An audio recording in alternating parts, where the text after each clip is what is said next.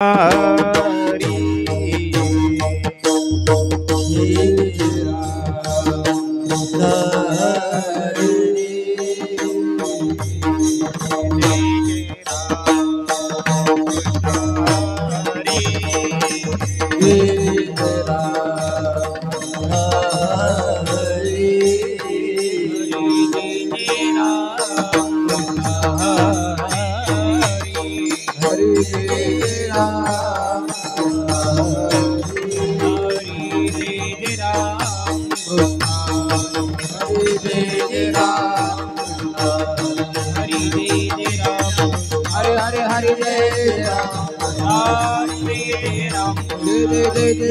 हरि हरि हरे जय राम राम राम जय राम राम राम जय राम हरि हरि जय जय राम हरि हरि जय राम जय जय जय राम हरि जय राम हरि जय राम।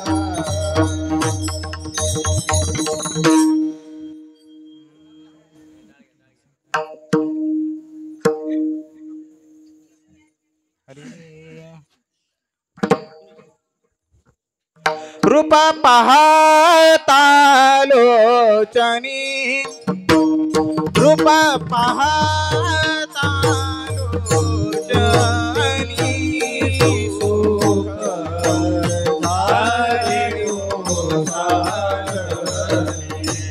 सुख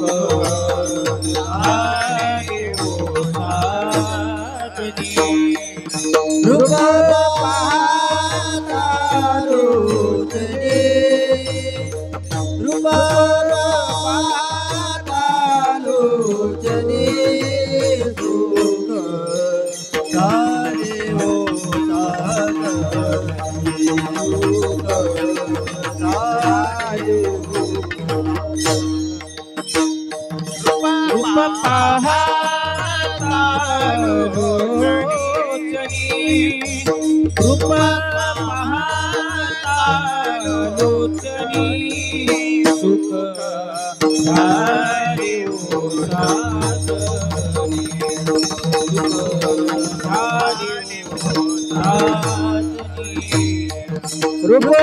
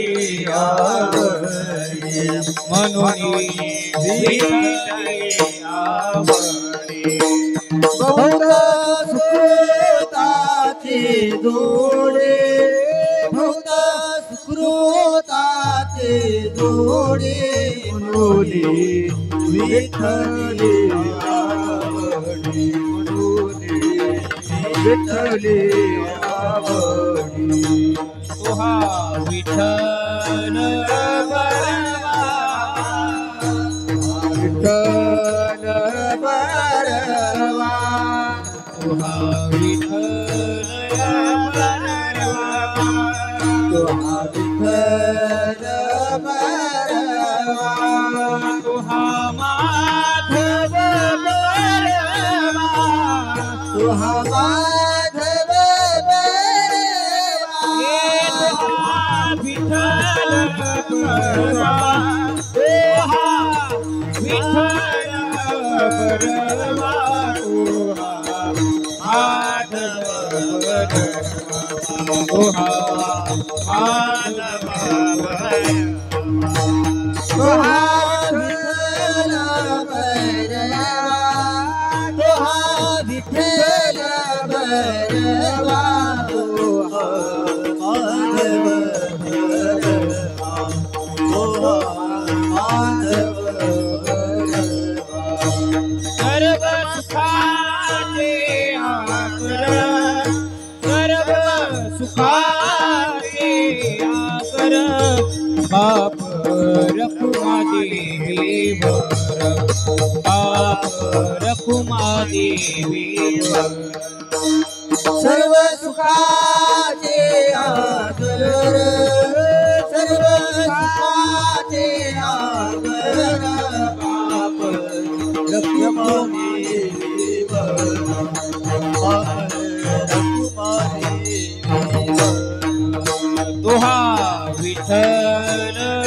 बरवा तुहा विठ्ठल बरवा तुहा विठ्ठल बरवा विठ्ठल बरवा तुहा माधव बरवा माधव बरवा तुहा विठ्ठल बरवा तुहा विठ्ठल बरवा तुहा माधव बरवा तुहा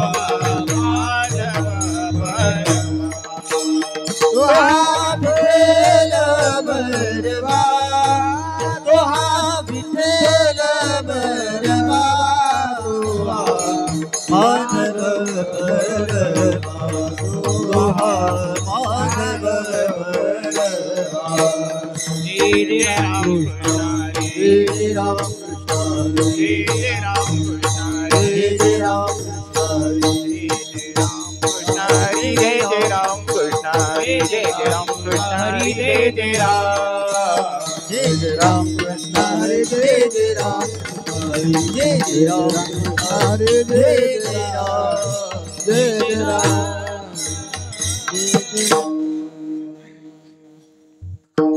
हरी अवघाची संसार सुखाचा करीन अवघाची सुखाचा अवघाची संसार सुखाचा करीन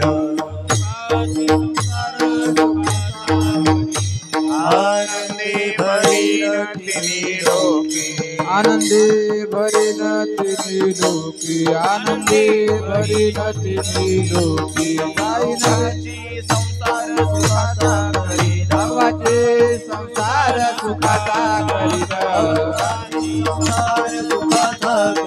अवघाचे संसार सुखाचा करीन आनंदे भरीन तिनी लोके आनंदे भरीन तिनी लोके आनंदे भरीन तिनी लोके माये तया पंढरपुरा जाईन गे माये तया पंढरपुरा माये तया पंढरपुरा जाईन गे माये तया पंढरपुरा भेटेन माहेरा भेटेन माहेरा पुनिया भेटेन माहेरा पुनिया सर्व सुकृताचे फळ मिळाले सर्व सुकृताचे फळ मिळाले सर्व सुकृताचे फळ मिळाले नमामि देन पांडुरंगा नमामि देन पांडुरंगा नमामि देन पांडुरंगा जाई जाईन गे माये तया पंढरपुरा जाईन गे माये तया पंढरपुरा भेटेन माहेरा बोलिया भेटेन माहेरा बोलिया भेटेन माहेरा बोलिया परमादेवीवर विठ्ठलाची भेटी परमादेवीवर विठ्ठलाची परमादेवीवर विठ्ठलाची आपुले सेवेसाठी करुणी देना आपुले सेवेसाठी करुणी देना आपुले सेवेसाठी करुणी देना परमादेवीवर विठ्ठलाची परमादेवीवर विठ्ठलाची परमादेवीवर विठ्ठलाची भेटी परमादेवीवर विठ्ठलाची आपुले सेवेसाठी करुणी देना आपुले सेवेसाठी करुणी देना आपुले सेवेसाठी करुणी देना माये तया पंढरपुरा जाईन गे माये तया पंढरपुरा जाईन गे माये तया पंढरपुरा जाईन गे माये तया पंढरपुरा भेटेन माहेरा बोलिया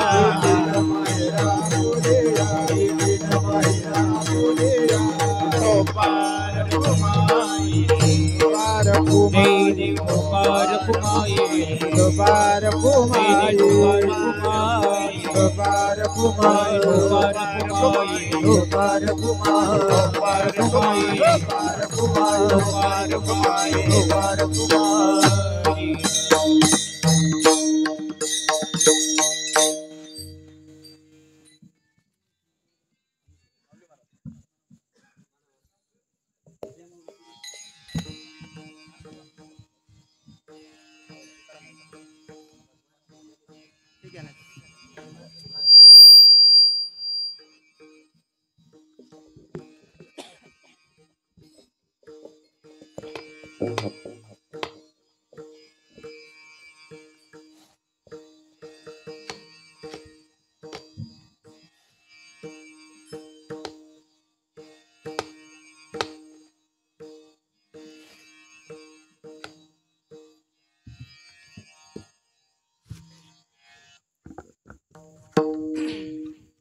हॅलो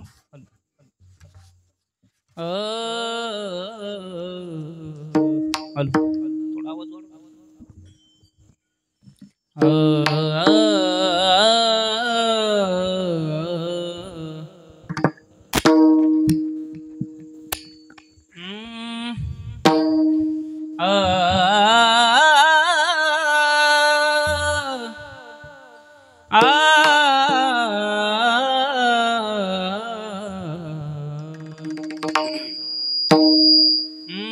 अवघाची संसार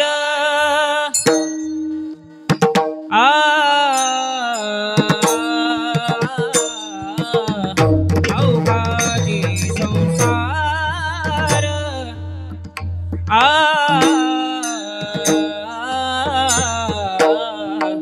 सुखाचा करीन सुखाचा करीन अवघाची संसार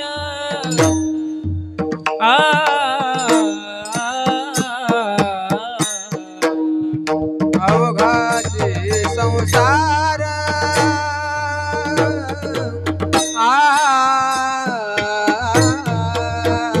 अवघाची संसार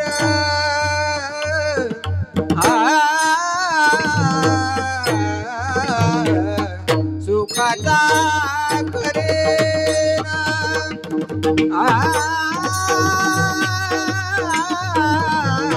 अवघाची संसार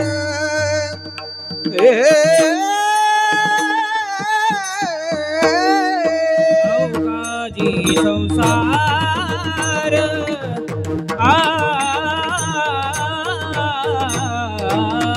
अवघाची संसार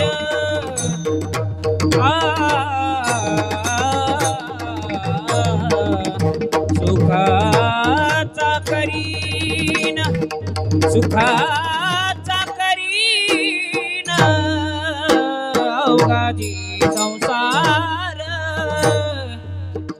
अवघाची संसार अवघाची संसार अवघाची संसार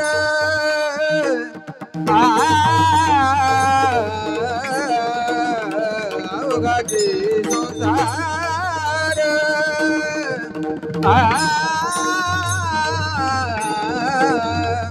सुखाचा करे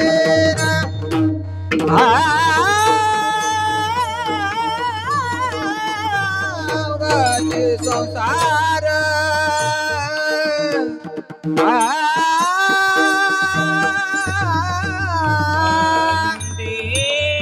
भरीन तीन ही लोके आनंदे भरीन तीन ही लोके दाईन गे माये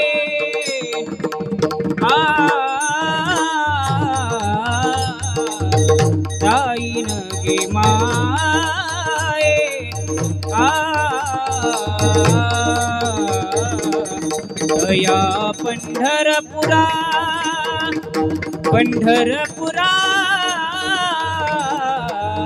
दाईन गे माये दाईन गे माये दया पंढरपुरा आनंदे भरीन तीन लोके आनंदे भरीन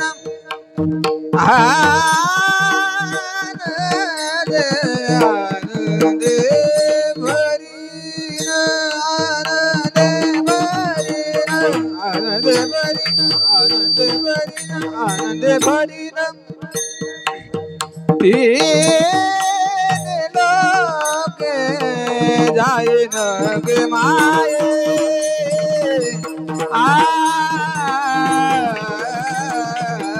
जाईन गे माये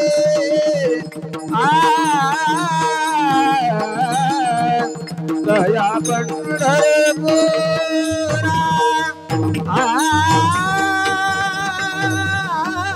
जाईन गे माये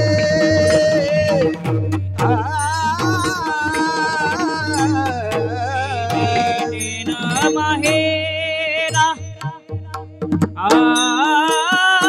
पोलिया भेटेन माहेरा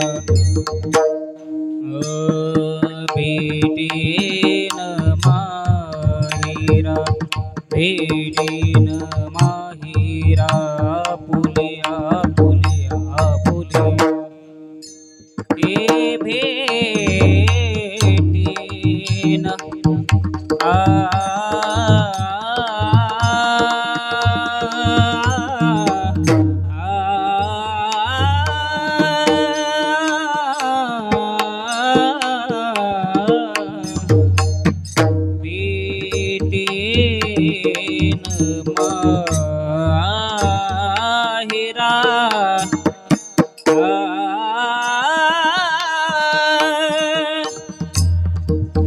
बेटे न माहेरा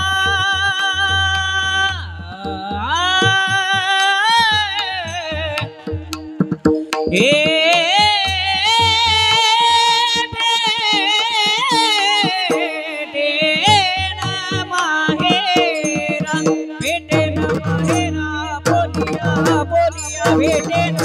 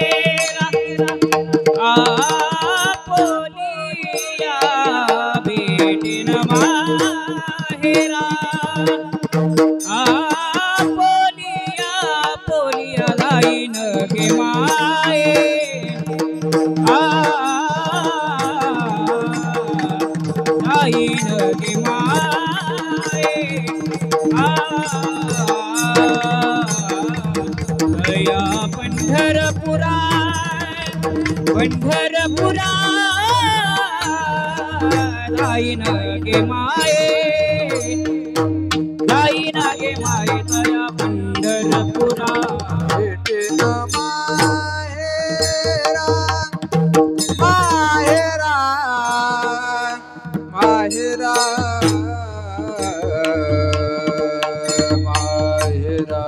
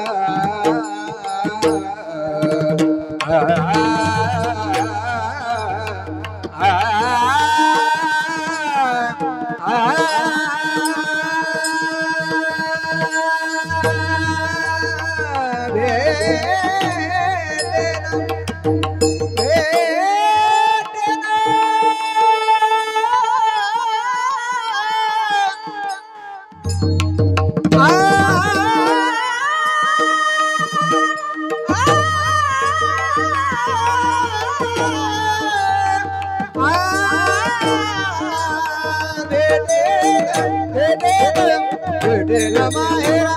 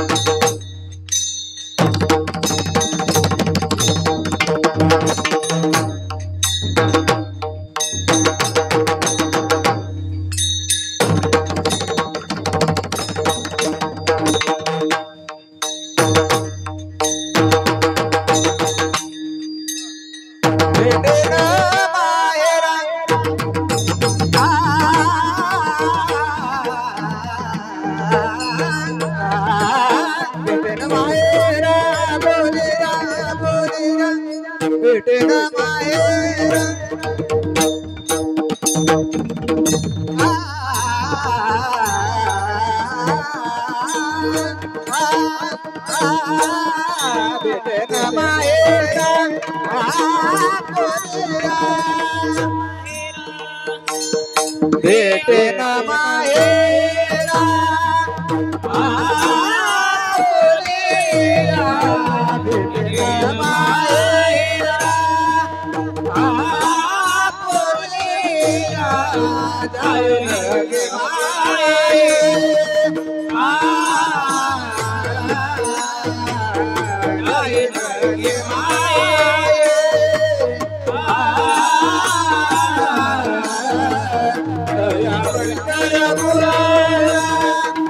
Ah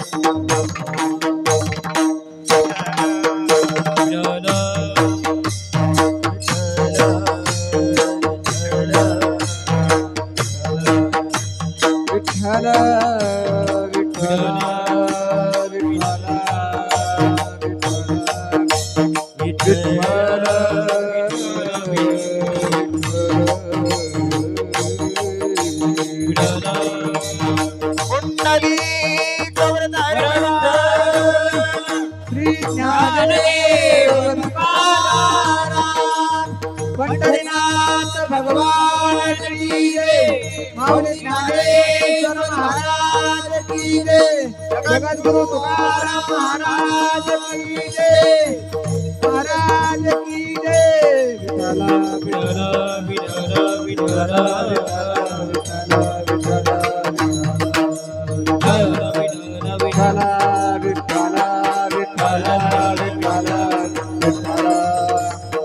विठला विठला विठला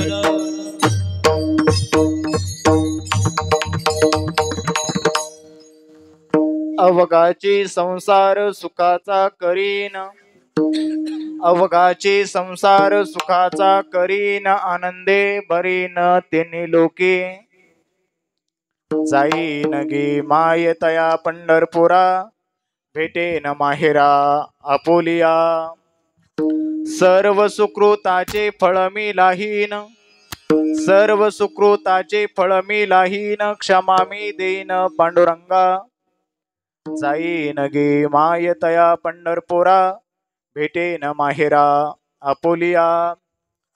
बाप रखुमा देवीवरू विठ्ठलाची बेटी, बाप रखुमा देवीवरू विठ्ठलाची बेटी, आपल्या सेवेसाठी करून ठेला, जाईन गे माय तया पंढरपुरा, भेटेन माहेरा आपुलिया। विठ्ठल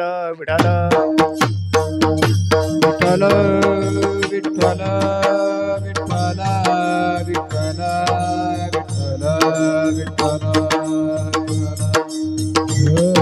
विठ्ठल विठ्ठल विठ्ठल विठ्ठल विठ्ठल विठ्ठल विठ्ठल। अवघाचे संसार सुखाचा करीन, अवघाचे संसार सुखाचा करीन, आनंदे भरीन तिन्ही लोकी, जाईन गे माय तया पंढरपुरा, भेटेन माहेरा आपुलिया। महायोगी पीठे तटे भीमरत्यम, वरम पुंडलिकाय दातुं मुनीन्द्रे, समागत्य तिष्ठं तमानंद कंदम, परब्रह्मलिंगम भजे पांडुरंगम। पांडुरंग करो, पांडुरंग करो, पांडुरंग करो प्रथम नमन, पांडुरंग करो, पांडुरंग करो, पांडुरंग करो प्रथम नमन, पांडुरंग करो, पांडुरंग करो प्रथम नमन, पांडुरंग करो, पांडुरंग करो, पांडुरंग करो प्रथम नमन, पांडुरंग करो, पांडुरंग करो, पांडुरंग करो प्रथम नमन, पांडुरंग करो, पांडुरंग करो, पांडुरंग करो प्रथम नमन। दुसरे चरण संतांची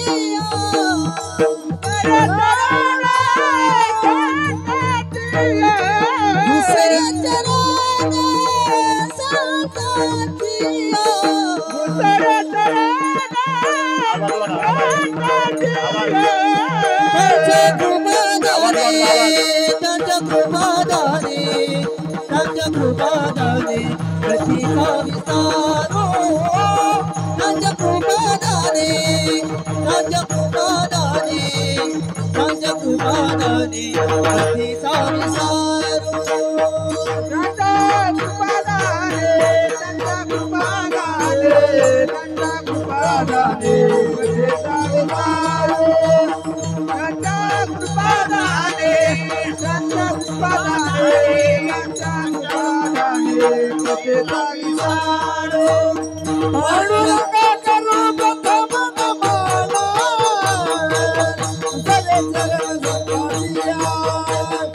जय चरण संताजिया जय चरण संताजिया पांडुरंगा करू प्रथम नमना जय चरण संताजिया जय चरण संताजिया पांडुरंगा करू प्रथम नमन दुसरे चरण संतांची या त्यांच्या कृपादाने कथेचा विस्तारू बाबाजी सद्गुरु दास तुका यवंतः प्रवेश मम वाच मिमां प्रसुप्तां संजीवयत्यखिल शक्तिधर स्वधाम्ना अन्नौश्च हस्तचरण श्रवणत्वगादीन् प्राणानमो भगवते पुरुषाय तुभ्यं सच्चिदानंद रूपाय विश्वोत्पत्त्यादि हेतवे तापत्रय विनाशाय श्रीकृष्णाय वयं नुमः यं प्रव्रजन्तमनुपेतमपेत कृत्यं द्वैपायनो विरह कातर आजुहाव पुत्रेति तन्मयतया तरो अभिनिदुस् तं सर्वभूतहृदयं मुनिमानतोऽस्मि सेवे लागी सेवक झालो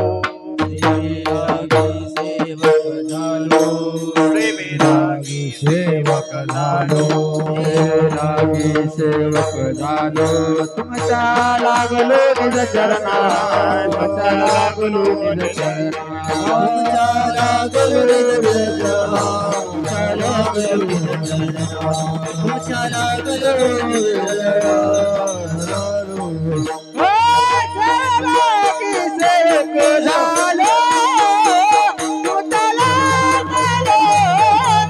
चरणा तुमच्या लागलो निज चरणा सेवक झालो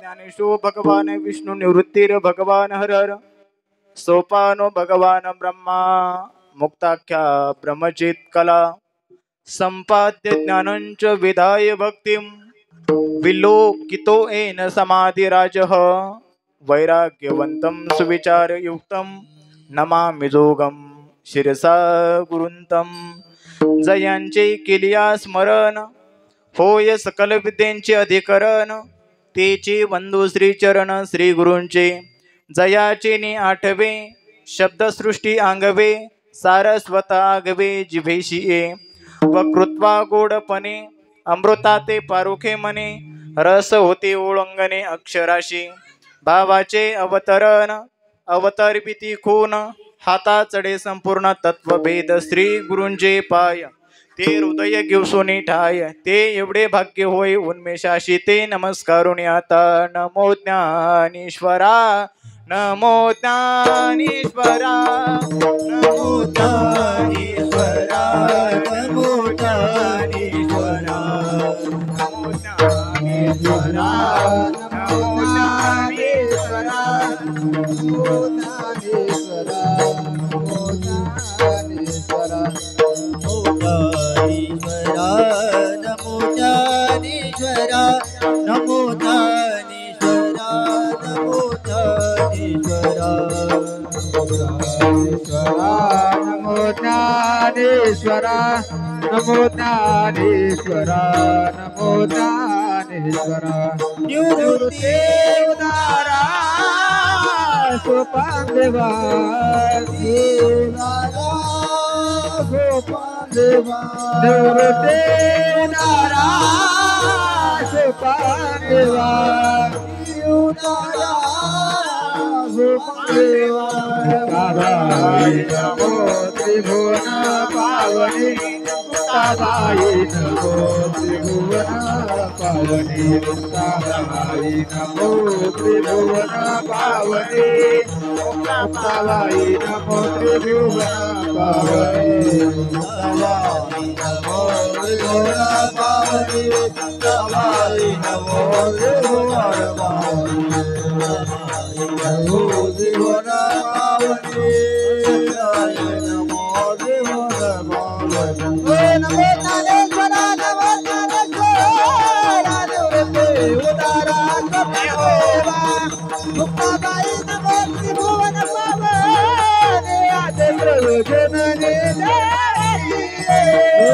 नमो ज्ञानेश्वर नमो ज्ञानेश्वर निवृत्ती उतारा देवा मुक्ताबाई नमो त्रिभुवन पावनी आदि प्रयोजनने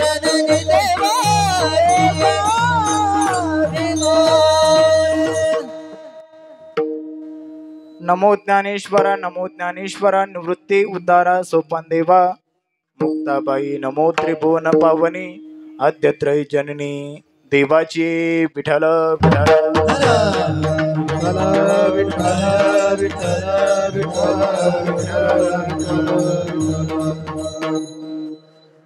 अवघाचे संसार सुखाचा करीन अवघाचे संसार सुखाचा करीन आनंदे भरीन तिने लोके जाईन गे माय तया पंढरपुरा भेटेन माहेरा आपोलिया प्रस्तुत प्राप्त प्रसंगी प्राप्तस्थळी कीर्तन रूपी सेवेकरिता निवडलेला अभंग ज्ञानियांचे राजे साधकांचे मायबाप अनाथाची माय विश्वमाऊली ज्ञानोबराय ज्ञानोबरायांच्या हरिपाठ या ग्रंथातील हा अभंग आहे आणि या अभंगातून ज्ञानोबराय आपल्याला भगवान परमात्म्याच्या समोर उभे राहतात आणि भगवान परमात्म्याच्या समोर उभे राहून या ठिकाणी ज्ञानोबराय प्रतिज्ञा करतात विठ्ठल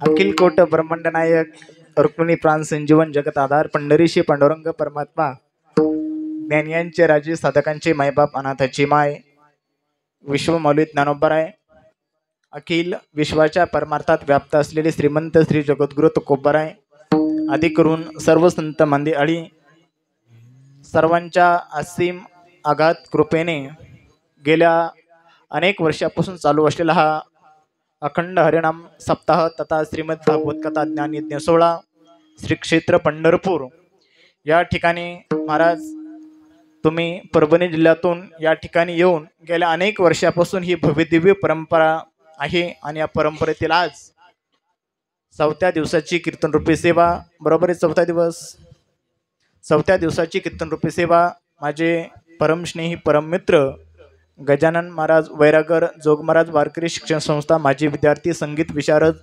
गजानन महाराज वैरागर त्यांची सेवा होती पण काही आजारी असल्यामुळं काही शारीरिक त्रासामुळं ती माझ्यावर सोपवली आता गुरुबंधूंचं आग्रह नाही कसं म्हणावं एखाद्या महिलेनं एखाद्याला जर सुवासीन ठेवलं जर ती महिला नाही कसं म्हणत ती कुंकवाला नाही म्हणत नाही तसं या ठिकाणी सेवेला मी नाही म्हटलो नाही चला सेवके सांगितले करावे ते काम या ठिकाणी आल्याच्या नंतर खूप आनंद वाटला खूप सुंदर नियोजन आहे श्रीमद भागवत कथा कथेचे प्रवक्ते आदरणीय श्रद्धेय श्री हरिभक्तपरायण केशव महाराज ताडपांगरीकर खूप सुंदर महाराज त्यांच्या मुखातून आज बघता बघता 4 दिवस झाले श्रीमद भागवत कथा तुम्ही श्रवण करत आहात खरंच या कार्यक्रमाची रूपरेषा खूप सुंदर आहे सकाळी 4 ते 6 काकडा 6 ते 7 विष्णू सहस्त्रनाम 7 ते 10 ज्ञानेश्वरी पारायण 10 ते 12 गाथा पारायण वरती बघत नाही बरं का मी आता मला सांगतो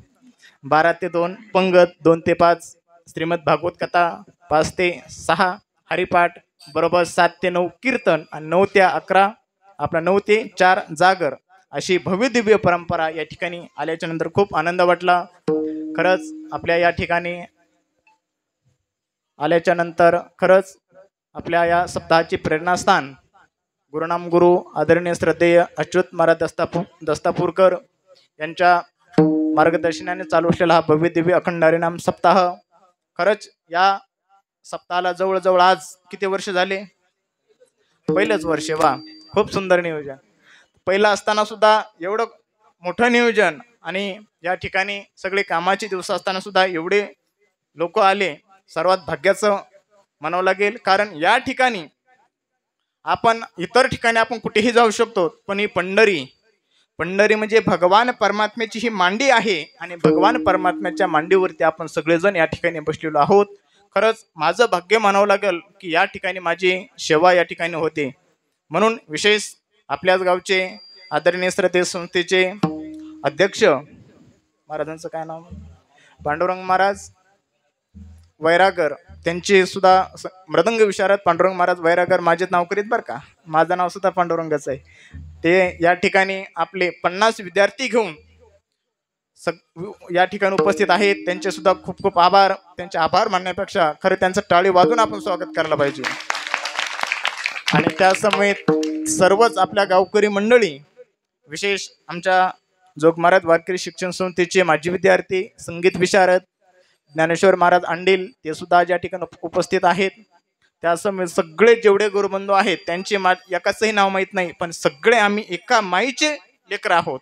एकाच सद्गुरू जोग महाराजांचे आम्ही लेकर आहोत. ज्ञानोबरायांचे आम्ही लेकर आहोत. श्री विठ्ठल वारकरी शिक्षण संस्थेचे अध्यक्ष गुरुनाम गुरु रामभाऊ बाबा राऊत यांच्या संस्थेतील सर्व गुरुबंधू आहेत आणि सगळे आम्ही सोबतच शिकायला आहेत. तुम्हाला जरी वाटत असेल हे तिकून आले, आम्ही सगळे शिकायला सोबत आहोत. आळंदीमध्ये आम्ही सोबत होतो. गजानन महाराज, माऊली महाराज, आमचे आदरणीय श्रद्धेय आमचे क्षीरसागर महाराज, आम्ही एका पाठाचे विद्यार्थी आणि जेवढे विद्यार्थी आहेत ते सगळे गुरुनाम गुरु बाबांकडे अध्ययन करतात. त्यांच्याही चरणावरती दंडवत. विशेष करून सर्वच माता भगिनी तुम्हा सर्वांच्या चरणावरती दंडवत घालतो आणि शिवेला प्रारंभ करतो. मस्तक हे पायावरी, पायावरी, मस्तक हे पायावरी, वारकरी संतांच्या, वारकरी संतांच्या, वारकरी संतांच्या, वारकरी संतांच्या. मस्तक हे पायावरी, या वारकरी संतांच्या, वारकरी संतांच्या, या वारकरी संतांच्या. मस्तक हे पायावरी, या वारकरी संतांच्या, या वारकरी संतांच्या, या वारकरी संतांच्या. आणि विशेष करून या ठिकाणी महाराज आपण 8 दिवस या ठिकाणी राहून 3 टाइम आपण अन्नदान करतो. 3 टाइम पंक्ती आहेत आणि या ठिकाणी अन्नदान केल्याच्या नंतर त्या अन्नदानाचं महत्व काय आहे, त्या अन्नदान केल्याच्या नंतर त्याचा फायदा काय, तर आमचे गुरुनाम गुरु गुरुवर्य शांतीब्रह्म कुरेकर बाबा आम्हाला पाठामध्ये सांगायचे, महाराज आळंदी क्षेत्रामध्ये अन्नदान केल्याचा फायदा काय आहे, पंढरी क्षेत्रामध्ये अन्नदान केल्याचा फायदा काय आहे, काशीला जाऊन अन्नदान केल्याचा फायदा काय आहे, तर त्या क्षेत्रावरती गेल्याच्या नंतर, त्या तीर्थक्षेत्रावरती गेल्याच्या नंतर अन्नदान केल्याचं काय पुण्य आहे. ऐका, गुरुवर्य बाबा सांगायचे, पाठामध्ये सांगायचे की या क्षेत्रामध्ये एक वारकरी जीव घालायचा. ऐका सगळेजण ऐका, या क्षेत्रामध्ये, या पंढरपूर क्षेत्रामध्ये, आळंदी असेल, पैठण असेल, कोणतंही क्षेत्र असेल, त्या क्षेत्राच्या ठिकाणी आपण एक वारकरी जीव घालायचा आणि आपल्या घरी महाराज 10 वारकरी जीव घालायचे. ते समान पुण्य लागतं. आपल्या घरचे जेवणारी माणसं आपल्याला नावं ठेवतील, पण या ठिकाणी महाराज पुत्र जरी जेवलं तरी त्याचा आत्मा शांत होऊन तो आराम करेल. या मला सांगायचं आहे काय, या ठिकाणी अन्नदानाचं महत्व सांगन तेवढं कमी, कारण अन्नदान हे श्रेष्ठ दान आहे आणि सर्वात श्रेष्ठ दान कोणतं असेल तर ते अन्नदान आहे. आणि ते अन्नदान सुद्धा महाराज या ठिकाणी आपण करत आहोत. आणि या ठिकाणी खरंच 8 दिवस तुम्ही सर्व मायबाप या ठिकाणी उपस्थित आहात. विशेष सगळे विद्यार्थी वृंद, म्हणजे आपल्या गावची खरं ना काय असेल तर पांडुरंग महाराज ही विद्यार्थी म्हणजे आपल्या गावचं नाक आहे. म्हणून मला सांगायचंय काय, खूप सुंदर या ठिकाणी नियोजन आहे. आणि आता विशेष आपल्यावरती अशी कृपा आहे, वरी पाऊस सुद्धा चालू झालेला आहे. पण मला सांगायचंय काय, या ठिकाणी ज्ञानोबा आपल्याला सांगतात महाराज की अवघाची संसार सुखाचा करीन. ज्ञानोबा भगवान परमात्म्याला प्रार्थना करतात की देवा, अरे मी तुझ्या समोर उभा आहे, तुझ्या समोर उभा आहे. कशामुळे उभा आहे? काहीतरी माझं मागणं आहे, काहीतरी माझी प्रतिज्ञा असेल. आपण जगामध्ये महाराज पाहतो, पंढरपूरच्या पांडुरंगाच्या दर्शनाला गेल्याच्या नंतर पंढरपूरची वारी आपण महाराज या ठिकाणी सगळेजण करत आहोत. आणि वारी केल्याच्या नंतर पंढरपूरचा सोहळा, भव्य दिव्य सोहळा पाहिल्याच्या नंतर, पंढरपुरात आल्याच्या नंतर काय करायचं, या सप्ताहामध्ये आल्याच्या नंतर काय करायचं, या सप्ताहामध्ये आल्याच्या नंतर 3 टाइम जेवायचं का नाही. तर क्षेत्राचा महिमा असा आहे महाराज, या ठिकाणी आल्याच्या नंतर काय करायचं, विधी काय करायचा, विधी काय करायचा आणि काय नाही करायचं. ऐका, या ठिकाणी आल्याच्या नंतर आपल्याला भगवान परमात्म्याचं दर्शन जरी नाही झालं, किती 4 तास लागतात फक्त. काल आम्हाला 1 तास लागला. मला सांगायचंय काय की या ठिकाणी आल्याच्या नंतर सकाळी आपलं चंद्रभागेचं स्नान करायला पाहिजे. नाही झालं स्नान, कमीत कमी प्रदक्षिणा करायला पाहिजे. फक्त 25 मिनिट प्रदक्षिणेला लागतात. आणि स्नान करायला सुद्धा आपल्या काठावरच आपण आहोत. खरंच या ठिकाणी फक्त एवढाच नियम पाळायचा की आपण आल्याच्या नंतर काय करायचं, प्रदक्षिणा करायची, दररोज प्रदक्षिणा करायची. ज्यांना माहित नाही त्यांनी पांडुरंग महाराजाला विचारा, गजानन महाराजांना विचारा. सर्वांची प्रदक्षिणा झाली पाहिजे, कारण प्रदक्षिणेसारखं सुद्धा महाराज पुण्य कशात नाही. मला सांगायचंय काय, भगवान परमात्म्याचं दर्शन दररोज करायचं. या ठिकाणी आल्याच्या नंतर सध्या काय गर्दी नाही दर्शनासाठी. आणि चंद्रभागेचं स्नान जरी आपण 8 दिवस केलं का, सर्वात महाराज आपण सप्ताह आपला सफल झाला, सुजलम सुफलम झाला असं मी जाहीर करतो. विठाल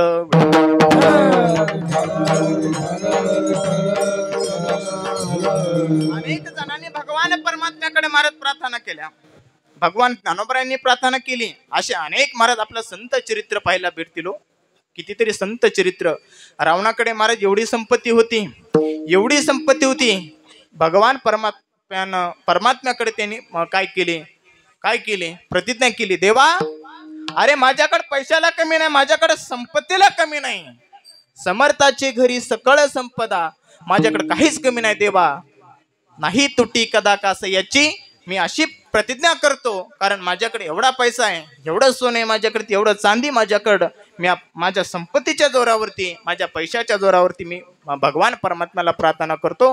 एक प्रतिज्ञा करतो की काय प्रतिज्ञा करतो, खारा समुद्र आहे ना महाराज, तो खारा समुद्र मी काय करीन, गोड करीन. आकाशाला वरती जाण्यासाठी मी पायऱ्या करीन. अशा अनेक महाराज प्रार्थना केल्या. कोणी रावणाने महाराज प्रार्थना केल्या. त्या आपले जे सोनं आहे, अलंकार आहे, त्या अलंकारामधून महाराज सुगंध येईन असं अशी प्रतिज्ञा केली. पण त्या रावणाची महाराज एवढी संपत्ती असताना एकही प्रतिज्ञा खरी झाली नाही. महाराज एवढी संपत्ती होती, तुका म्हणे ज्याची संपदा एवढी, सांगा ते कवडी नाही गे, सांगा ते कवडी नाही, सांगा ते कवडी नाही. तुका म्हणे ज्याची संपदा एवढी, सांगा ते कवडी नाही गेली, सांगा ते कवडी नाही गेली.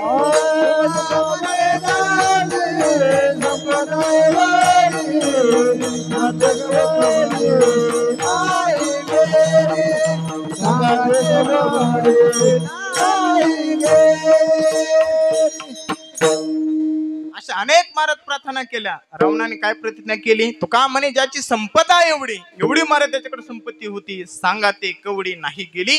शेवटच्या क्षणाला महाराज त्याच्या काही सोबत आला नाही. जशी जेवढी संपत्ती होती तेवढी जाग्यावरती राहिली. अनेक जण महाराज भगवान परमात्म्याकडे प्रार्थना करतात. त्या भगवान परमात्म्याकडे अनेक जण महाराज मागणी करतात. अनेक लोक कोणीही असू द्या. ऐका, पंढरपूरच्या वारीमध्ये दर्शनाला बारीला लागलो आणि बारीला लागल्याच्या नंतर 3 कॉलेजचे मुलं होते. माझ्या समोर 3 कॉलेजचे मुलं होते.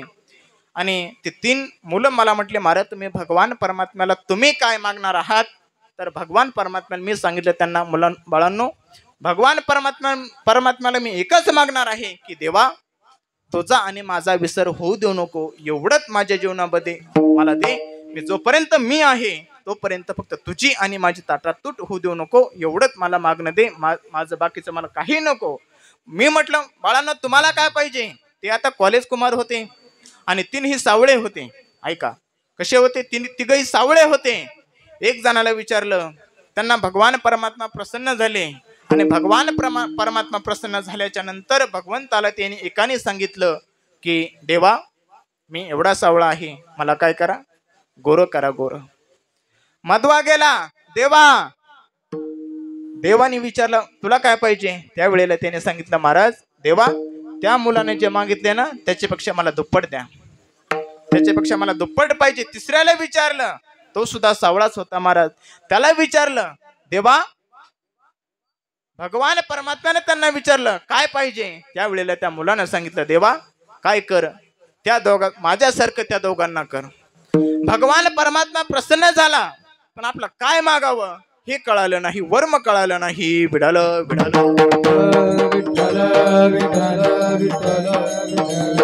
महाराज, आपण एवढे भाग्यवान आहोत, एवढे भाग्यवान आहोत की या भगवान परमात्म्याच्या भूमीमध्ये आपला जन्म झाला. या साधू संतांच्या भूमीमध्ये आपण जन्माला आलो.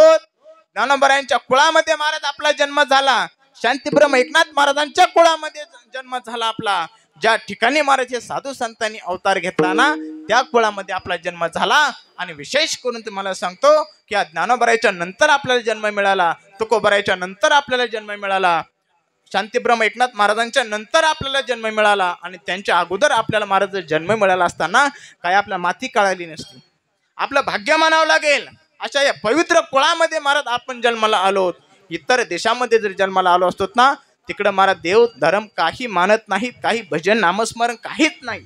पण या ठिकाणी महाराज असं आहे, आळंदी, पंढरी, देहू, पैठण या ठिकाणी महाराज असं आहे की सारखी भक्ती आहे. जसं वृंदावन धाममध्ये महाराज भक्ती, वृंदावन धामामध्ये उत्तर प्रदेशमध्ये वृंदावन धाम आहे. त्या ठिकाणी गेल्याच्या नंतर मी स्वतः 2 वर्ष होतो बरं का.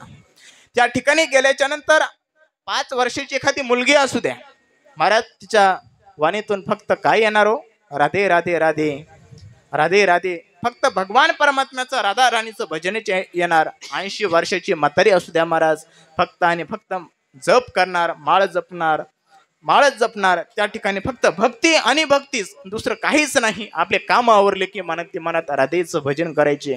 80 वर्षाचा म्हातारा असू द्या, 85 वर्षाचा म्हातारा असू द्या महाराज, त्या ठिकाणी त्यांनी फक्त आणि फक्त राधेचं भजनाशिवाय दुसरं काहीच नाही केलं. आणि खरे माणसं महाराज तेच सुखीत, कुठले, वृंदावनातले. एवढे सुखी महाराज, त्यांच्याकडे बघितलं की बस एवढं तेच त्यांच्या चेहऱ्यावरती. 80 वर्षाची म्हातारी असू द्या, 85 वर्षाचा म्हातारा असू द्या महाराज, त्यांच्याकडे बघितल्याच्या नंतर आनंद वाटतो. आणि आपल्याकडे बघितल्याच्या नंतर आनंद वाटतो. पण त्यांची भक्ती आणि आपली भक्ती याच्यामध्ये भेद आहे, मतभेद आहे. त्यांची भक्ती खरी निष्ठेने केलेली भक्ती आहे. खरंच या ठिकाणी आल्याच्या नंतर महाराज आनंद वाटला. खूप सुंदर या ठिकाणी आपलं नियोजन आहे. म्हणून मला सांगायचं काय, एवढे भाग्यवान आहोत महाराज. अहो पैशावाले काही असे आहेत, आपण मराठवाड्यामध्ये सगळेच ऐका, एवढे पैशावालेत, पंढरपूर नाव फक्त ऐकून आहेत. मला पंढरपूरला जायचंय.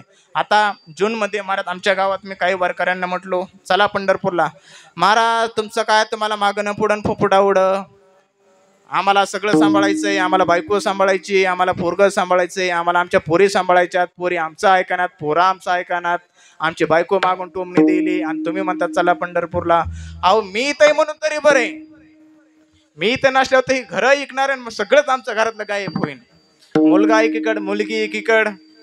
म्हणून मला सांगायचंय काय, एका वर्गाला म्हणलं चला जाऊ द्या, काय अडचण आहे, हे चालूच राहणार आहे. पुनरपी जननम पुनरपी मरणम, हा संसार चालूच राहणार आहे. 21 दिवसाचा प्रवास आहे फक्त पंढरपूरच्या वारीचा. तो म्हटला नाही महाराज, माझ्याशिवाय माझा नातू राहू शकत नाही हो. अरे बावळाटा म्हणलं, तू मेलास तरी तुझ्या वाचून घरचं काही राहत नाही, तुझ्या नातवाचं नाही, तुझ्या बायकोचं सुद्धा काही राहणार नाही तुझ्या वाचून. तू आज जरी गेलास काही तुझ्या वाचून राहत नाही, तुझ्या पोराचं राहत नाही, पोरीचं राहत नाही, कोणाचंच तुझ्या वाचून काही राहत नाही. मला सांगायचंय काय, या ठिकाणी महाराज आपलं पालन पोषण करणारा कोण आहे, जगाचा मालक. अहो आपण काही म्हणू द्या, आपण फक्त असं करतो की माझ्यामुळे हे झालं, माझ्यामुळं हे सप्ताह झाला, माझ्यामुळे सप्ताहाला ही जागा भेटली, करणारा तोय. विठेवरी ज्याची पावली समान, तो चिकदाता दानशूर, तो जगाचा मालक. पंढरीशे पांडुरंग परमात्मा महाराज काय आहे, करता धरता आहे, आपलं फक्त मत आहे. मला सांगायचंय काय, या ठिकाणी आल्याच्या नंतर ज्ञानोबराय भगवान परमात्म्याच्या समोर उभे राहिले. आणि भगवान परमात्म्याच्या समोर उभे राहिल्याच्या नंतर भगवान ज्ञानोबा आहे पांडुरंग परमात्म्याला प्रार्थना करतात की देवा, अरे आमच्या 4 भावंडांचा संसार सुखाचा होऊ दिला नाही. कोणी हो? विसोबा खेसराने आमचा 4 भावंडांचा संसार सुखाचा होऊ दिला नाही. मग तुमचं काय मत आहे? भगवान ज्ञानोबा म्हणतात देवा, तुम्हाला जर द्यायचंच असेल मी प्रतिज्ञा करतो तुमच्याकडे, कारण तुम्ही कोण आहात माझे? तुम्ही माझे पिता आहात. आणि पंढरपूर माझं काय आहे? हे पंढरपूर म्हणजे माझं माहेर आहे आणि रुक्माई माता माझी माता आहे. मी माझ्या वडिलांकडे मागणार म्हटल्याच्या नंतर महाराज ज्ञानोबा वाटलं आता भगवान परमात्म्याच्या समोर आपण उभे आहोत.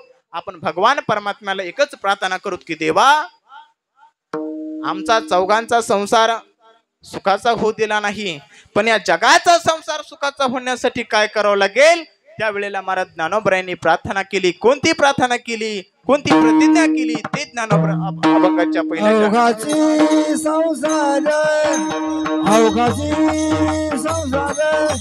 सुखाचा करीन अवघाची संसार सुखाचा करीन अवघाची संसार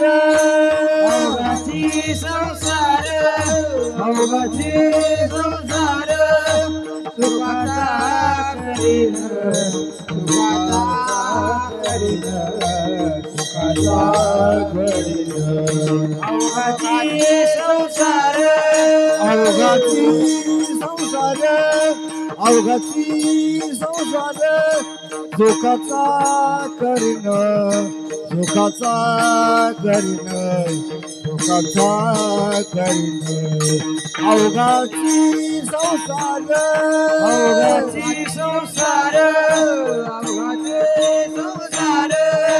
सुखाचा करीन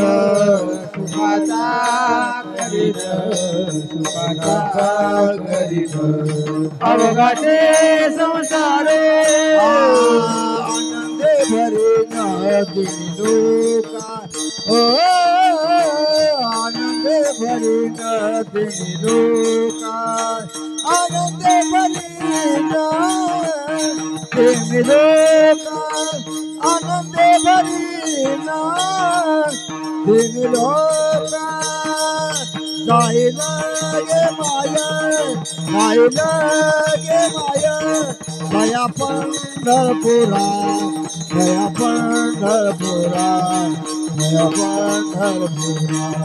जाईल गे माया दे भरीन दिलो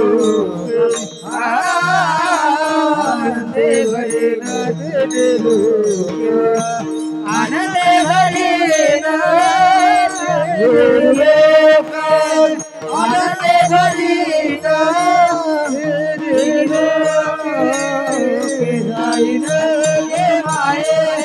जाईन गे माये तया पंढरपुरा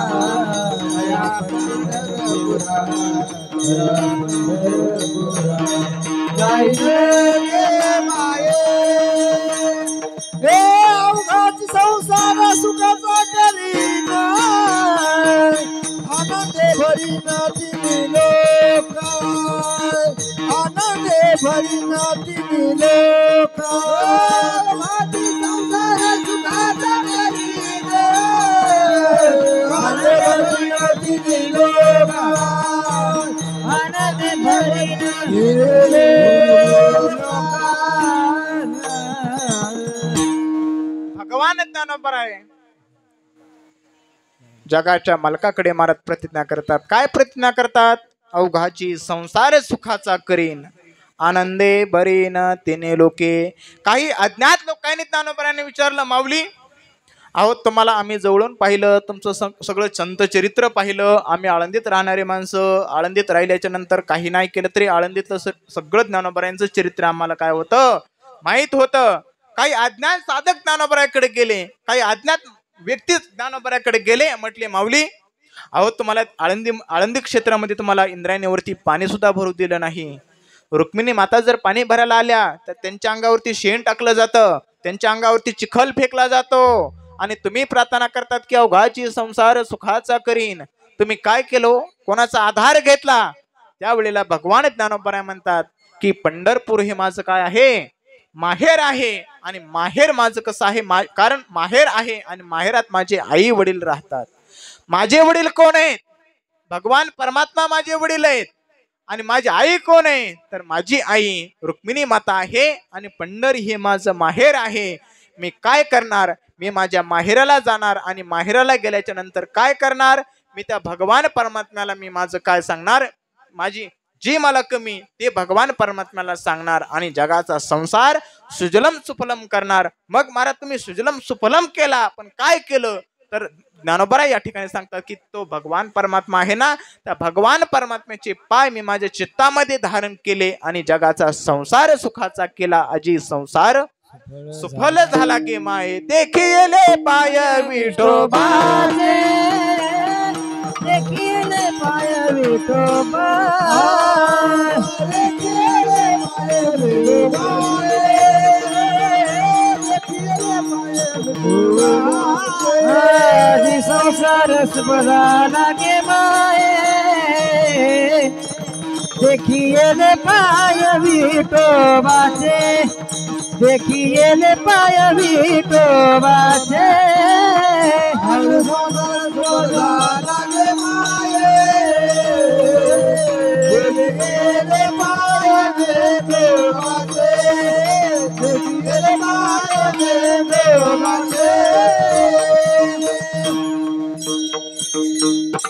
ज्ञानोबरायला त्या साधकांनी विचारलं, महाराज आता आम्हाला आमची शंका मिटली का, आमची शंका नाहीशी झाली. तुम्ही आम्हाला सांगितलं की देखिले पाय विठोबाचे, मी काय करणार, त्या भगवान परमात्म्याचे पाय माझ्या चित्तामध्ये धारण करणार, त्या भगवान परमात्म्याच्या चरणावरती माझं मस्तक ठेवणार आणि काय करणार, आजी संसार सुफल झाला गे माये. जगाचा संसार मी माझ्यापुरतं बघत नाही, जो माझ्यापुरतं बघतो त्याला मनुष्य म्हटलं जातं, जे जगाचा विचार करतोय त्याला संत म्हटलं जातं महाराज. म्हणून ज्ञानोबरांनी काय केलं, जगाचा संसार सुखाचा केला. मला सांगायचंय काय महाराज, आपण आळंदी क्षेत्रामध्ये आल्याच्या नंतर आपल्याला आपल्या जीवनामध्ये साधू संतांची संगत खूप महत्वाची. कारण मनुष्य संस्थेत असल्याच्या नंतर, संस्थेत शिकायला गेल्याच्या नंतर चांगल्या मुलाची जर संगत लाभली, महाराज मला फक्त दोनच व्यक्तींची संगत लाभली, दोनच. माझे गावकरीत माऊली महाराज अंडील आणि गजानन महाराज वैरागर परभणीचे, पण आम्ही एकाच पाठामध्ये आहोत. ज्या वेळेला मी आळंदीत आलो त्यावेळेला महाराज ते उत्कृष्ट कीर्तन वाजवायचे, दोघंही उत्कृष्ट कीर्तन करायचे. आणि मी आल्याच्या नंतर आम्ही संस्थेमध्ये फक्त सोबत बसलो आणि सोबत बसून एका रूम मध्ये राहून, एका संस्थेमध्ये राहून आम्ही सोबत पाठांतर इतर अभ्यास आम्ही सोबत करायचो. काय आहे, ही फक्त संगत आहे. आणि आमची अजूनही त्रिवेणी संगम आमचा आहे, अजूनही आमचा फुटला नाही. आणि भगवान परमात्म्याला प्रार्थना करतो आमचा त्रिवेणी संगम जो आहे तो संगम आमचा असाच जोपर्यंत महाराज आम्ही तिघ आहोत तोपर्यंत आमची असा दोस्ताना आमचा राहावा. मला सांगायचंय काय या ठिकाणी महाराज, संगतीने मनुष्य घडतो आणि संगतीने मनुष्य बिघडतो. मला सांगायचं काय या ठिकाणी, एक वेळेला महाराज आळंदीचे ज्ञानोबरांना महाराज तीर्थयात्रा करण्याची आवड झाली. जसं तुम्हाला कीर्तन ऐकण्याची आवड झाली तसं त्याप्रमाणे ज्ञानोबरांना तीर्थयात्रा करण्याची महाराज आवड झाली. आणि तीर्थयात्रा करण्याची आवड झाल्याच्या नंतर मग सोबती कोणतरी पाहिजे, एकट्याचं काम नाही तीर्थयात्रा करणं. म्हणून ज्ञानोबरांच्या मनात पहिल्यांदा महाराज कोणाला सोबत न्यायचं, कारण ते बी ज्ञानोबरायच होते.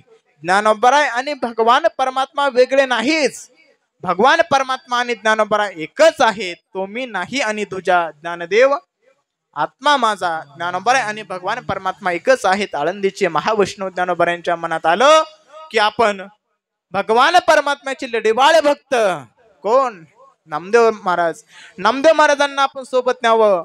आळंदीचे महावैष्णव ज्ञानोबराय या पंढरी क्षेत्रामध्ये आले. जसं तुम्ही आम्ही माजलगाव आपलं पैठणहून आपलं परभणीवरून या ठिकाणी आलो, त्याप्रमाणे आळंदीचे महावैष्णव ज्ञानोबराय या ठिकाणी आळंदीत आपलं पंढरी क्षेत्री आले. आणि पंढरीत आल्याच्या नंतर महाराज पहिल्यांदा नामदेवरायांनी विचारलं किम निमित्ती, येण्याचं कारण विचारलं.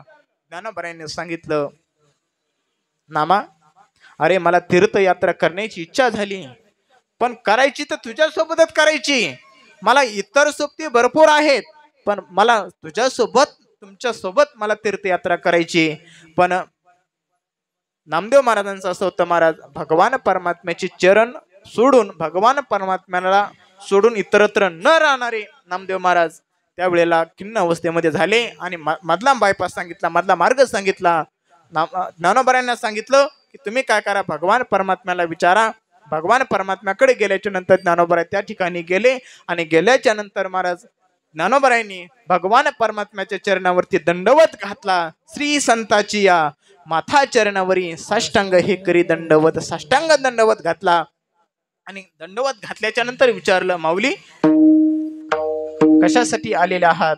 त्यावेळेला भगवान परमात्म्याला कळत होतं बरं का, ज्ञानोबराय आणि भगवान परमात्मा एकच होते. भगवंताला कळालं की ज्ञानोबरायांना तीर्थयात्रा करायची आहे आणि तीर्थयात्रा करायची असल्यामुळं त्यांना सोबती फक्त कोणाला न्यायचंय? नामदेव महाराजांना न्यायचंय. दररोज उड्या मारत येणाऱ्या नामा भगवान परमात्म्यानं आवाज दिला, हे नामा. नामा म्हटल्याच्या नंतर नामदेव महाराज खिन्न अवस्थेमध्ये झाले. दरवाज्यामध्ये महाराज उभे आणि दरवाज्यामध्ये उभे असताना महाराज त्या ठिकाणी खिन्न अवस्था झाली. त्यांचा चेहरा थोडासा पडलेला. का पडलेला आहे? मी दररोज भगवान परमात्म्याची चरण सोडून इतरत्र न जाणारा. त्यावेळेला ज्ञानोबरायांनी सांगितलं, देवा मला तीर्थयात्रा करायची पण नामदेव महाराजांच्या सहवासात करायची. त्यावेळेला भगवान परमात्म्यानं नामदेवरायांना सांगितलं, नामा अरे ते आळंदीचे महावैष्णव ज्ञानोबराय आणि मी एकच आहोत, तू त्यांच्या सोबत तीर्थयात्रा करू शकतोस. पण नामदेव महाराज म्हणायचे, देवा तुमचे चरण कशी सोडू?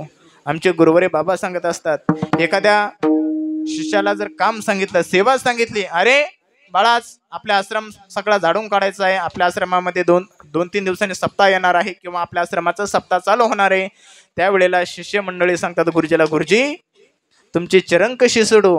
अरे बाळा आज चंद्रभागेच्या तीरावरती परभणीकरांचा, ताडपांगरीकरांचा सप्ताह आहे आणि त्या ठिकाणी आज संध्याकाळी श्रीखंडाची पंगत आहे. गुरुजी वचन कसं मोडू?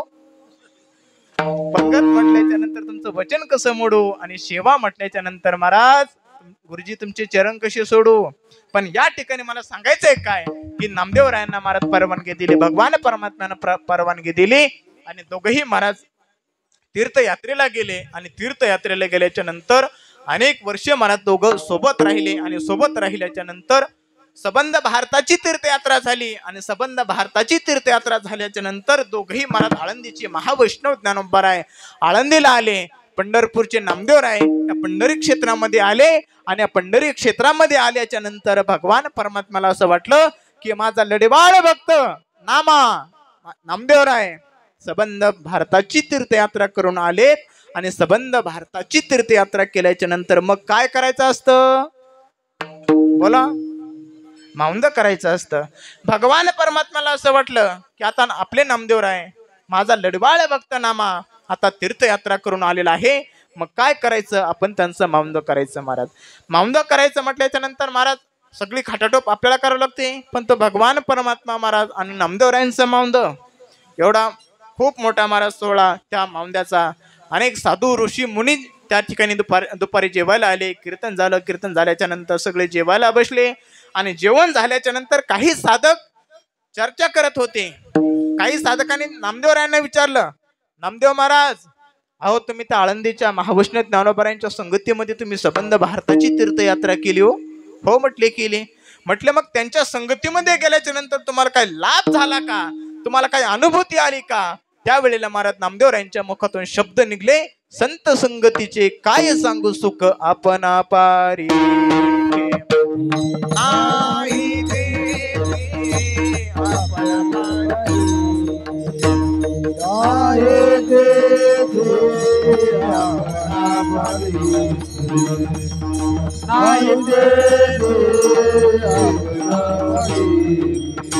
संत काय सांगू सुख संत संगतीचे काय सांगू सुख संत संगतीचे काय सांगू सुख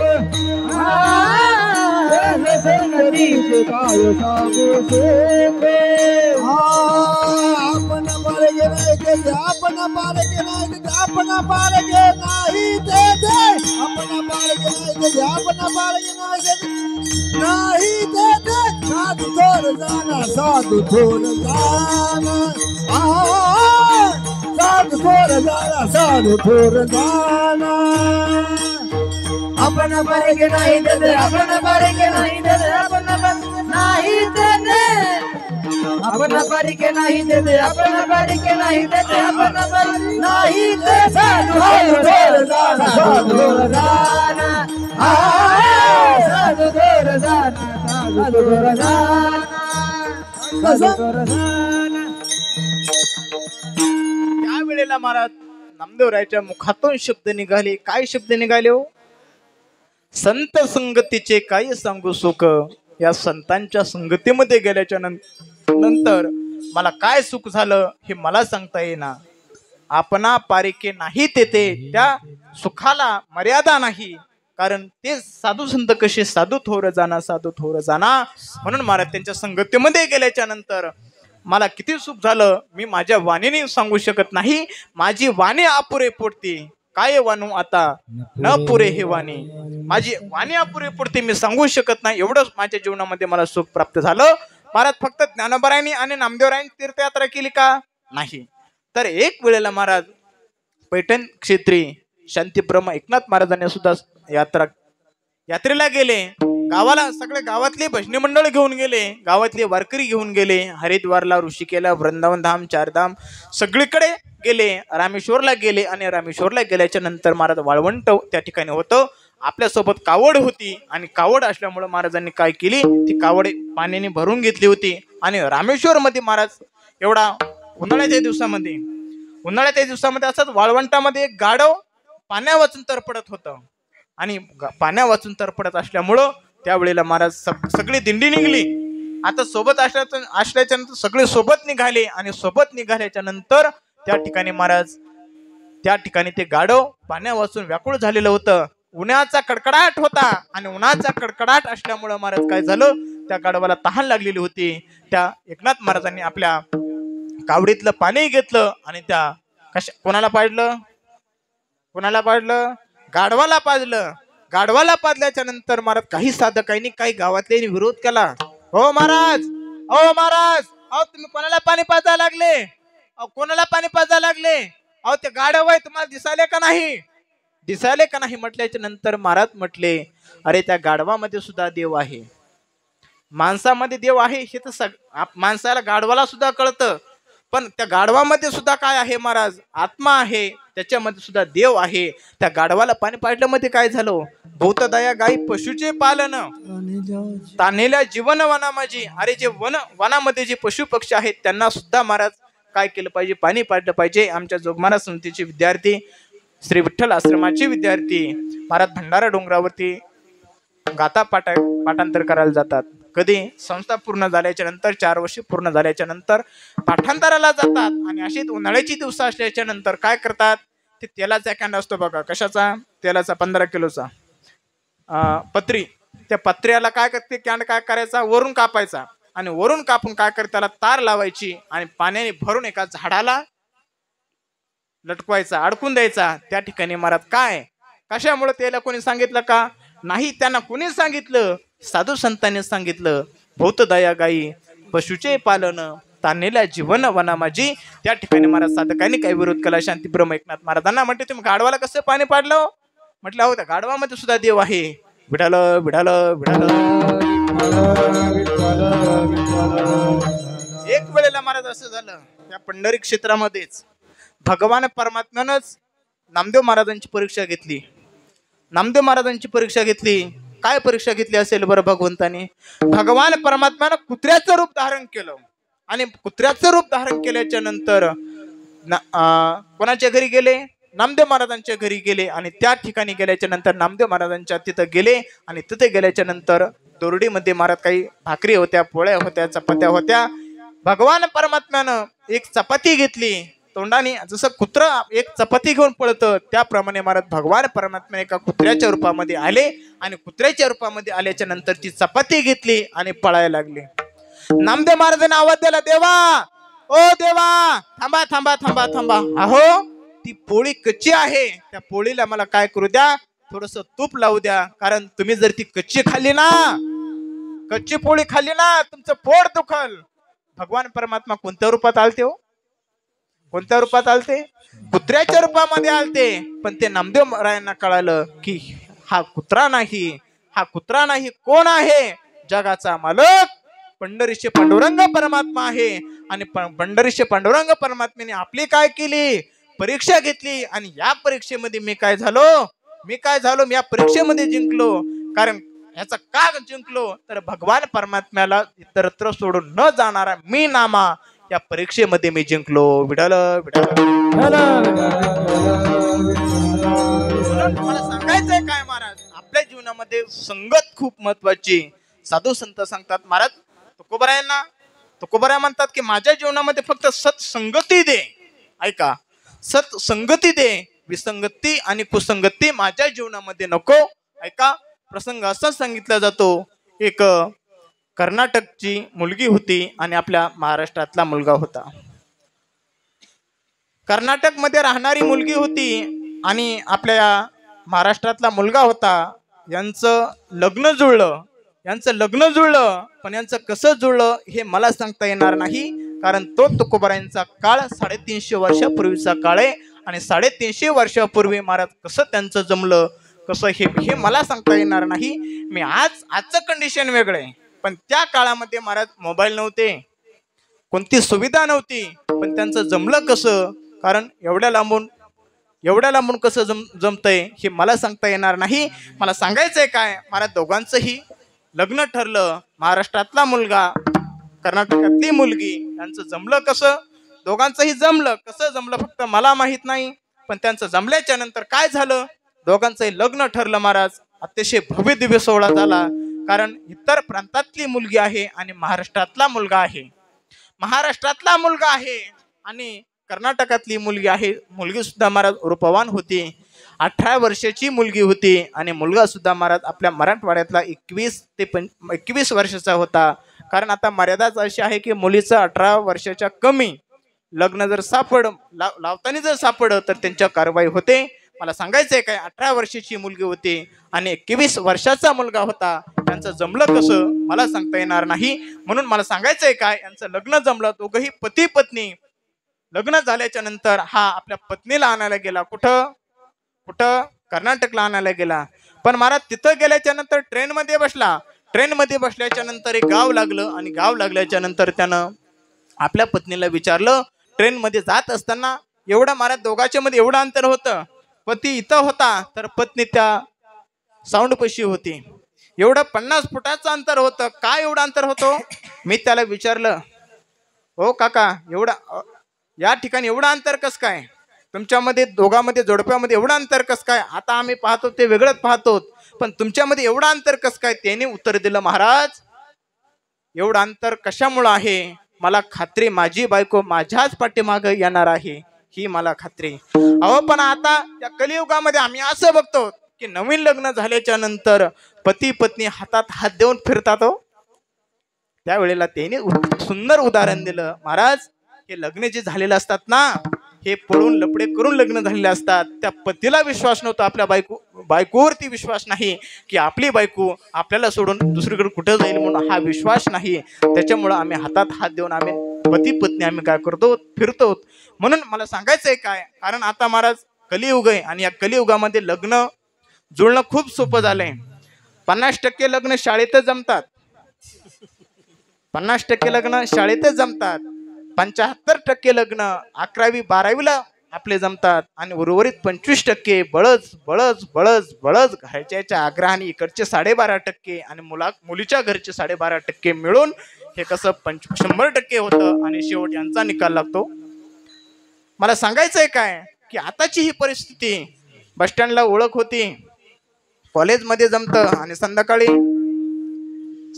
लग्न लागतं, दोघंही पती पत्नी घरी येतात. मला तो प्रसंग मला सांगायचा आहे की मला त्या ठिकाणी दोघंही ट्रेनमध्ये बसले आणि ट्रेनमध्ये बसल्याच्या नंतर हा आपल्या पतीला आणायला गेला, पत्नीला आणायला गेला आणि पत्नीला आणायला गेल्याच्या नंतर महाराज तिला मराठी येत नव्हती आणि ह्याला कर्नाटकी समजत नव्हती. यांचं झालं असं एक स्टेशन आलं आणि स्टेशन आल्याच्या नंतर मग आपली पत्नीला आपण शब्दही बोललो नाहीत आजपर्यंत. एवढा मर्यादेचा काळ होता आणि मर्यादेचा काळ असल्यामुळे महाराज काय झालं, एक स्टेशन आलं. मग आता मंगलाचरण सुरुवात तरी कुठून करायची, मंगलाचरण सुरुवात कुठून करायची बायकोला बोलण्यासाठी. एवढा मर्यादेचा काळ होता महाराज तो. कधीचा 350 वर्षापूर्वीचा तुकोबरायांचा काळ सांगतोय. त्या ठिकाणी महाराज 350 वर्षापूर्वीचा काळ एक स्टेशन आलं. त्याला असं वाटलं आपलीच पत्नी, आपण बोलायला काय हरकतंय. शिटापाशी बसला, शिटावरती बसला, पत्नीला खेटून बसला. अगं म्हणे हा मराठी बोलायचा.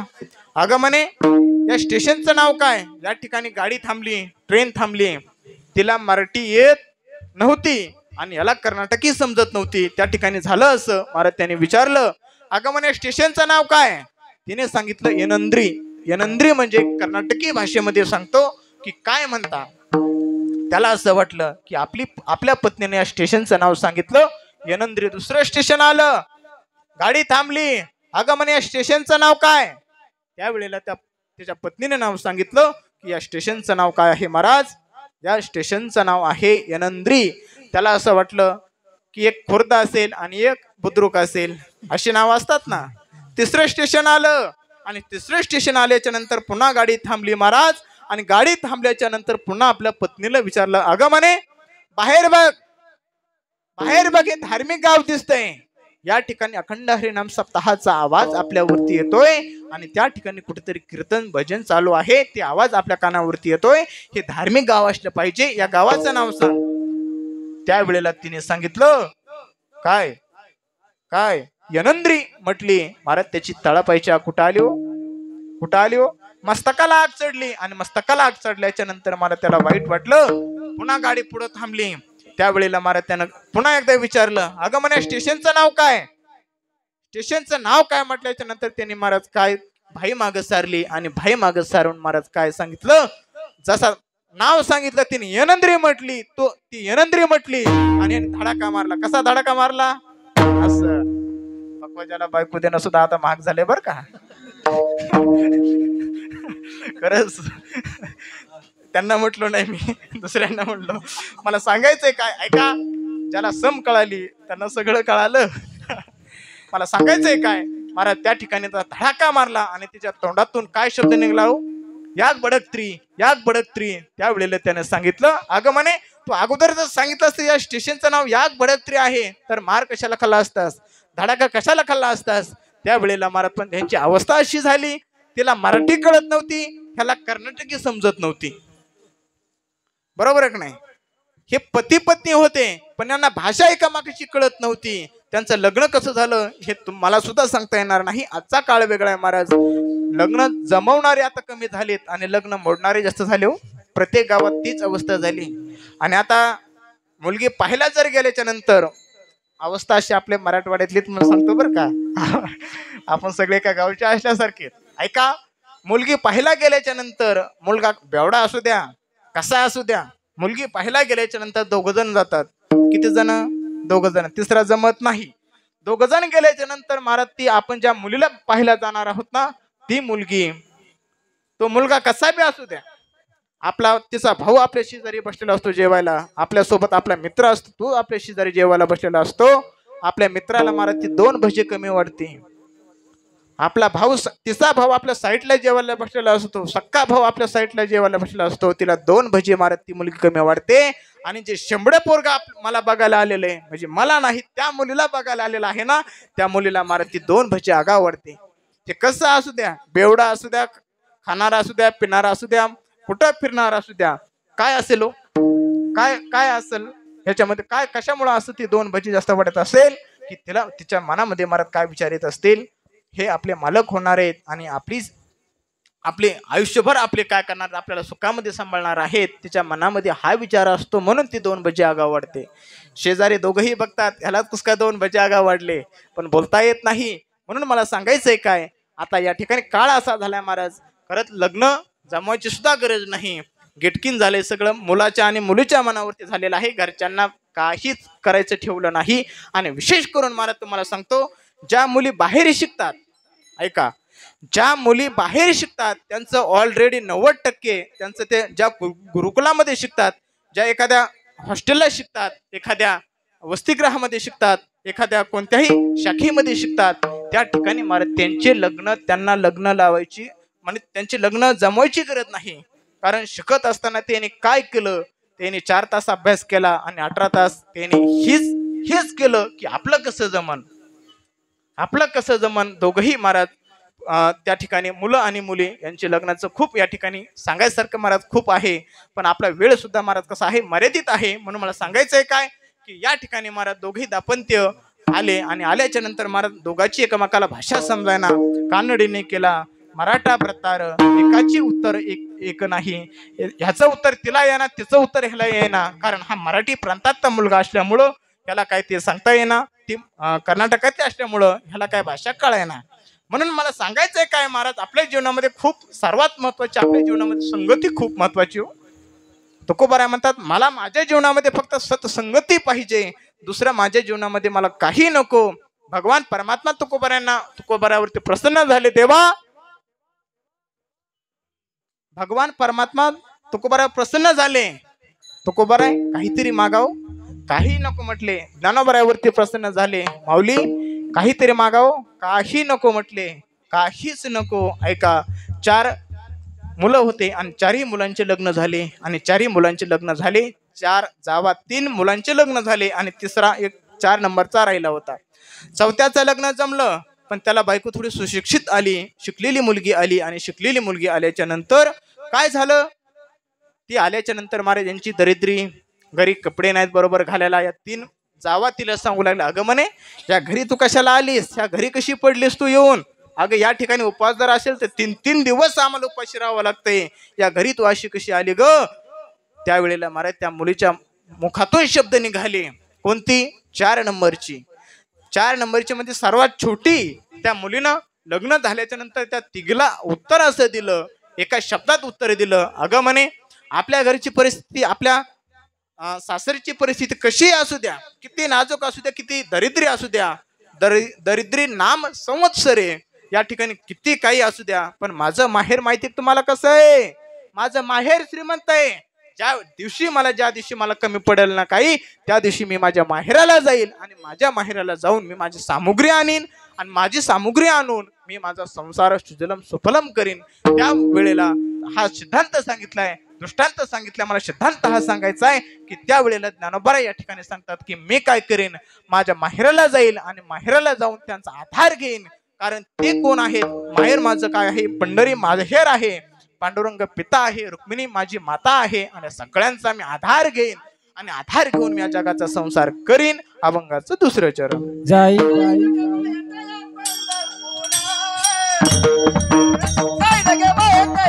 पंढरपुरा जाई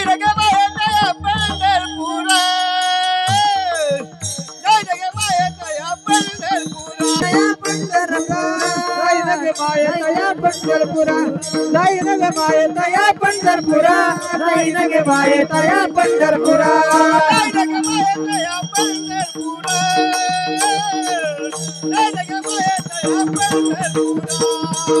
जाई नग माये तया पंढरपुरा, जाई नग माये तया पंढरपुरा, जाई नग माये तया पंढरपुरा, जाई नग माये तया पंढरपुरा.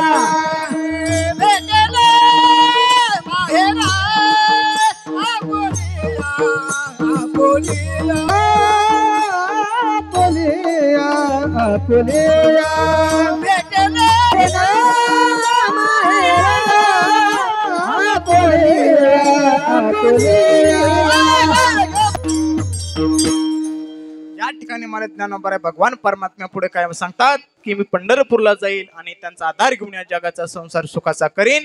मग काही साधक ज्ञानोबांना म्हणले महाराज तुम्ही त्या ठिकाणी गेल्याच्या नंतर तुम्ही भीक मागणार का. महाराज म्हटले भीक मागणार मी, काय भिकारी दिसलो का तुम्हाला, हा भिकारी दिसलो का तुम्हाला, मी भीक मागायला मला सांगतात का, नाही. तर मी काय करीन, मी माझं सुकृत आहे, माझ्या मागच्या जन्माचं पुण्य आहे ना, तेच पुण्याच्या जीवावरती मी भगवान परमात्म्याला मागन. काय मागणार. अभंगाचं 3रं चरण. सर्व सुकृताचे फळ मिळीन, क्षम मी देईन पांडुरंगा, क्षम मी देईन.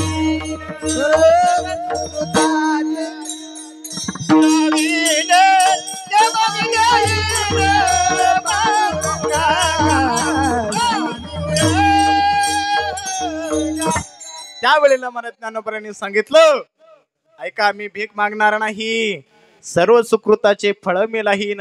माझ्या सत्यवादाचे तप, हा बोला, वाचा केली बहुत कल्प, हे महा बीजाचे, बोला हॅलो, महाबीजाचे दीप, ही मला सांगायचंय काय. या ठिकाणी महाराज ज्ञानोबरांनी सांगितलं की माझ्या बहुत जन्माचं पुण्य आहे आणि त्या पुण्याच्या जीवावरती मी काय करणार आहे, मी भगवान परमात्म्याला सुकृत म्हणजे माझं पुण्य आहे आणि त्या पुण्याच्या जीवावरती मी काय करणार आहे, भगवान परमात्म्याला दंडवत घालतो की या जगाचा संसार पूर्ण कर, या जगाचा संसार सुखाचा कर.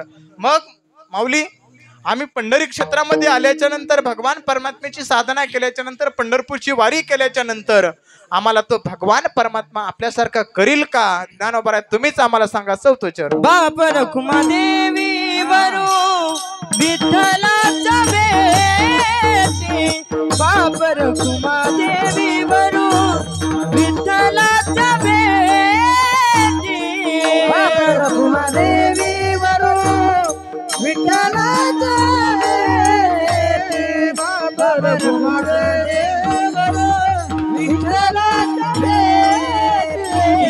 आपल्या सुसाठी करुणी ठेला, आपल्या सुसाठी करुणी ठेला, जाईन गे माये तया पंढरपुरा, जाईन गे माये तया पंढरपुरा, जाईन गे माये तया पंढरपुरा, जाईन गे माये तया पंढरपुरा.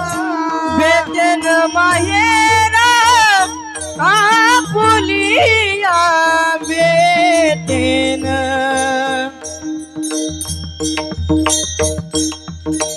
भेटेन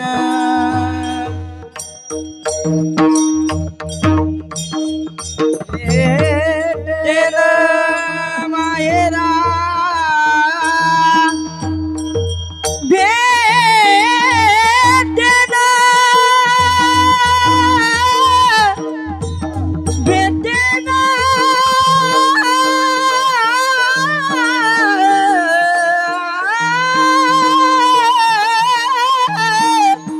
भेटेन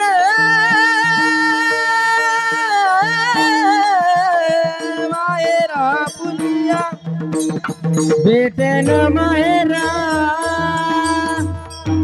माहेरा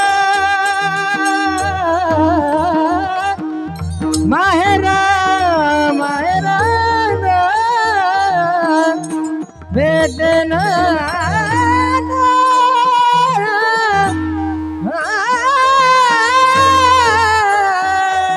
भेटेन माहेरा बोलिया, भेटेन माहेरा बोलिया, भेटेन माहेरा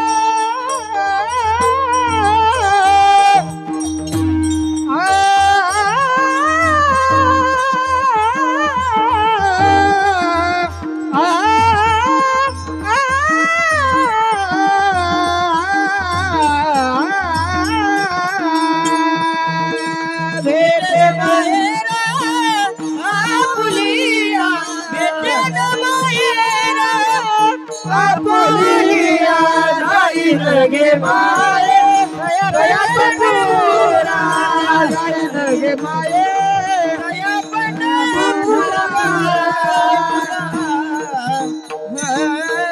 बार कुमारी, बार कुमारी, बार कुमारी, बार कुमारी, बार कुमारी, बार कुमारी. बापर कुमादेवी गुरु विठ्ठलाची भेटी आपल्या सेवेसाठी करून ठेला आणि भगवान परमात्म्याची भेट झाल्याच्या नंतर काय करायचं, जाईन गे माये तया पंढरपुरा आणि भेटेन माहेरा आपुलिया. माहेराला गेल्याच्या नंतर, पंढरीत आल्याच्या नंतर काय करायचं, त्या ज्ञानोबरायांचं भजन करायचं. ज्ञानेश्वर माऊली ज्ञानराज माऊली तुकाराम ज्ञानेश्वर माऊली ज्ञानराज माऊली जय ज्ञानेश्वर माऊली ज्ञानराज माऊली जय ज्ञानेश्वर